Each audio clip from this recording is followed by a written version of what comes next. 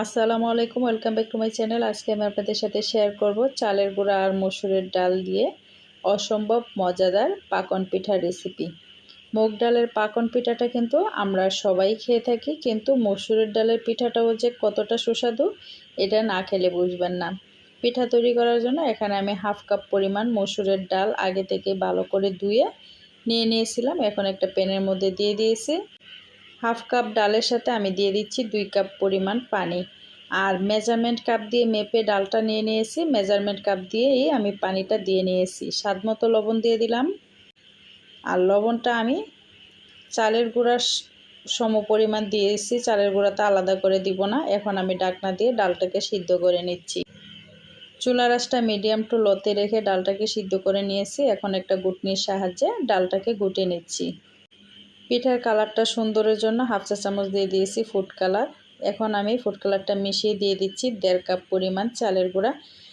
আর 1.5 cup পরিমাণ চালের গুঁড়া দিয়ে আমি কোনো প্রকারের নাড়াচাড়া ছাড়াই 2 মিনিটের জন্য ঢাকনা দিয়ে দিয়েছিলাম। 2 মিনিট পরে আমি ঢাকনাটা খুলে একটু চালের গুঁড়াটাকে ডালের সাথে মিশিয়ে নিচ্ছি। তারপর আমি চুলার আঁচটা একদম লো আঁচে রেখে 20 মিনিট রেখে দিব চুলার উপরে। 20 মিনিট পর আমি ঢাকনাটা খুলে এখন ভালো করে নেড়েচেড়ে একটা বড় প্লেটে নিয়ে নিব চালের গুঁড়াটাকে। প্লেটে নিয়ে নিয়েছি। এখন আমি মিশিয়ে দিব একটা ফেটানো ডিম। ফেটানো ডিমটা দিয়ে গরম থাকা অবস্থায় আমি চালের গুঁড়াটাকে একটা ডো তৈরি করে নিব। যদি আপনার হাত দিয়ে ধরতে অসুবিধা হয় সেক্ষেত্রে চামচের সাহায্যেও কিন্তু এটাকে একটু ঠান্ডা করে নিতে পারেন। তো প্রথম অবস্থায় ডিমটাকে কিন্তু মিশিয়ে নিতে হবে। ডোটা তৈরি হয়ে গিয়েছে। এখন আমি 2 ভাগে ভাগ করে নিচ্ছি। এখন আমি একটা রুটি বেলে নিব। তো তার জন্য আমি এই ডোটাকে একটু গোল করে নিচ্ছি। রুটি বানানোর আগে আমি এই ডোটার মধ্যে একটু তেল লাগিয়ে নিচ্ছি। তেলটা লাগিয়ে এখন আমি একটা মোটা রুটি বেলে নিব। এটা কিন্তু খুব বেশি পাতলা করা যায় না। তো রুটিটা একটু দেখিয়ে দিচ্ছি কতটা মোটা করেছি। আর সাইড দিয়ে যেই একটু ফাটা আছে এটা কিন্তু সমস্যা নেই, কারণ এটা পরে কেটে ফেলে দিলেই হবে। তো এখন আমি একটু রুটিটাকে দেখিয়ে দিচ্ছি। রুটিটা কতটুকু মোটা করেছি এটা দেখেই বুঝে নিতে হবে। এখন রুটির মধ্যে আমি তেল লাগিয়ে নিচ্ছি। আর আমি এখানে খেজুর কাঁটা নিয়েছি। আপনার বাসায় যদি খেজুর কাঁটা না থাকে সেক্ষেত্রে টুথপিক দিয়েও কিন্তু এই ডিজাইনগুলো আপনি করে নিতে পারবেন। আমি এখন খেজুর কাঁটার সাহায্যে চারপাশটা একটু রাউন্ড দিয়ে নিয়েছি। তারপরে এরকম পাতা শেপ দিয়ে নিচ্ছি। এটা আপনার মনের মাধুরী মিশিয়ে আপনি যে কোনো ডিজাইন করে নিতে পারবেন।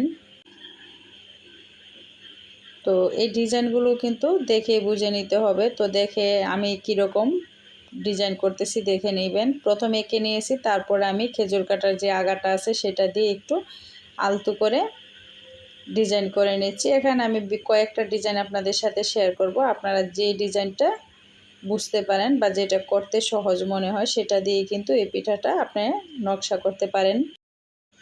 একই ডিজাইনের 2টা দেখিয়ে দিলাম। তো আমি আরেকটা ডিজাইন আপনাদের সাথে শেয়ার করতেছি। বাকি যে 2টা পাতা আছে সেই 2টা পাতার মধ্যে কিন্তু আমি এই ডিজাইনটা দিব। এটাও খুবই সহজ। আসলে সব কাজই সহজ যদি বুঝতে পারেন। আর যদি বুঝতে না পারেন সেক্ষেত্রে কিন্তু সব কাজই আবার কঠিন হয়। তো এই কাজটা করার সময় সুই বা টুথপিক অথবা খেজুর কাঁটা একটু আলতো করে ধরে নিলেই হয়। এখন পিঠাগুলো আমি সাইড দিয়ে কেটে আলাদা করে নিচ্ছি। আর যে অবশিষ্ট অংশগুলো আছে সাইড থেকে খুলেছি, তো সেগুলো কিন্তু ফেলে দিব না। এগুলো দিয়ে আমি শেষে যে রুটিটা আছে বা যে পিঠাটা আছে সেটা তৈরি করে নিব। তো 4টা পিঠা বানিয়ে নিয়েছি। তো ডিজাইনগুলো একটু কাছ থেকে দেখিয়ে দিচ্ছি। এই পিঠাগুলো এতটা মজা হয়, বাহির দিয়ে এগুলো একদম ক্রিপসি থাকে আর ভিতরে অনেক জুসি থাকে। আর এই যে অংশটাকে আমি মাঝখান দিয়ে একটু ঢেউ ঢেউ করে কেটে নিয়েছি। এখন আমি একটা অন্যরকম ডিজাইন করে নিচ্ছি। এটাতেও কিন্তু আমি একটা আলাদা ডিজাইন দিয়েছি।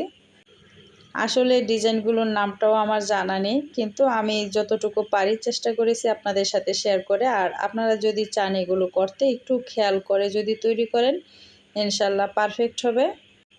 রুটির মাঝখান থেকে যেই অংশটা বেঁচে ছিল এটা দিয়ে 2টা পিঠার শেপ দিয়েছি। তো সেটাতে কিন্তু 2টাতেই আমি সেম ডিজাইন করেছি। আর পরের বার আমি আরেকটা রুটি বেলে বানিয়ে নিয়েছি। এখানে যে মাঝখানের অংশটা সেখানেও আমি আরেকটা অন্যরকম ডিজাইন দিয়ে নিচ্ছি। এটা জাস্ট আপনাদের বোঝার জন্য আমি ডিজাইনগুলো একটু শেয়ার করতেছি। তো এই যে পিঠাটা আছে এটাতে আমি মাঝখান দিয়ে ভাগ করে নিব, দুইটা বানিয়ে নিব। এগুলো আপনার মনে বলে না, হাতে কাগজ থাকলে আর মনে রং থাকলে যে কোনো ছবি আঁকা যায়। তো এই পিঠাগুলোর ক্ষেত্রেও কিন্তু সেমই হয়। খেতে সবগুলোই একই রকম লাগে, কিন্তু দেখতে একটু ভিন্ন রকম, এই আর কি। তো এই দুটো একই রকম বানিয়ে নিয়েছি। আর শেষের বার একটু ছিল, এটা রুটি বেলে আমি এরকম করে বানিয়ে নিয়েছি। তো এখন চলে যাচ্ছি ভাজার জন্য। তো ভাজতে যাওয়ার আগে এখানে আমি শিরাটা করে নিব। শিরা করার জন্য এখানে 1 কাপ পরিমাণ চিনি নিয়ে নিয়েছি। আর 1 কাপ চিনির সাথে আমি 1 কাপ পরিমাণ পানি দিয়ে নিচ্ছি। পানিটা দিয়ে দিব এখন সামান্য পরিমাণ লবণ। মিষ্টি খাবারের ব্যালেন্সটা ঠিক রাখার জন্য লবণটা দিয়ে নিতে পারেন, চাইলে স্কিপও করতে পারেন। দিয়ে নিচ্ছি অর্ধেকটা তেজপাতা, সামান্য একটু দারুচিনি, আর দিয়ে দিচ্ছি একটা এলাচ। আর এলাচের আগাটা আমি একটু ফাটিয়ে দিচ্ছি, এতে করে সুন্দর একটা স্মেল বের হবে। এখন আমি 2 থেকে 3 মিনিটের মতো এই চিনির শিরাটাকে জাল করে নিব। এই পাকন পিঠার শিরাটাকে খুব বেশি ঘন করতে হয় না। আমি টোটাল 5 মিনিট শিরাটাকে তৈরি করেছি। এখন আমি সামান্য একটু লেবু রস দিয়ে দিয়েছি, যাতে করে শিরাটা জমে না যায়। আর সুন্দর ফ্লেভারের জন্য সামান্য একটুখানি ঘি দিয়ে দিয়েছি। ঘিটা সম্পূর্ণ অপশনাল, আপনার হাতের কাছে না থাকলে সেক্ষেত্রে স্কিপ করতে পারেন। শিরাটা রেডি হয়ে গিয়েছে, এখন নামিয়ে ঢাকনা দিয়ে ঢেকে রেখে দিব। আর এদিক দিয়ে এখন পিঠাটা ভেজে নিচ্ছি। তো তেলটা আগে থেকেই গরম করে নিয়েছি, আর এখন আমি পিঠাগুলো দিয়ে ভেজে নিব। তো আমি এখানে চুলার আঁচটা মিডিয়ামে রেখে 5 থেকে 7 মিনিটের মতো এক একটা পিঠা ভেজে নিব। তো প্রথম আমি দুইটা দিয়েই ভেজে নিচ্ছি, যেহেতু প্যানটা ছোটো, তো সেজন্য আমি অল্প অল্প করেই দিচ্ছি। তবে এই পিঠাগুলোর একটা বৈশিষ্ট্য হচ্ছে এগুলো কিন্তু ভাঙে না খুব সহজে। পিঠাগুলো ভাজা হওয়ার পরেও আপনি চাইলে একটু হালকা বা ডিপ করে রেখে দিতে পারেন। অনেকেই আছে যে খুব মচমচা খেতে পছন্দ করে, আবার অনেকে একটু নরমটা খেতে পছন্দ করে। সেক্ষেত্রে আপনি আপনার পছন্দ মতো ভেজে নেবেন, জাস্ট পিঠাটা ভাজা হলেই হবে। দুইটা নামিয়ে সাথে সাথে গরম গরম অবস্থায় আমি শিরাতে দিয়ে একইভাবে সবগুলো ভেজে তারপরে শিরায় দিয়ে নামিয়ে নিয়েছি। কেমন হয়েছে মসুরের ডাল আর চালের গুঁড়া দিয়ে পাকন পিঠাগুলো কমেন্ট করে জানাবেন। তবে আজকের মতো বিদায় নিচ্ছি। সবাই ভালো থাকবেন, সুস্থ থাকবেন। আল্লাহ হাফেজ। আসসালামু আলাইকুম।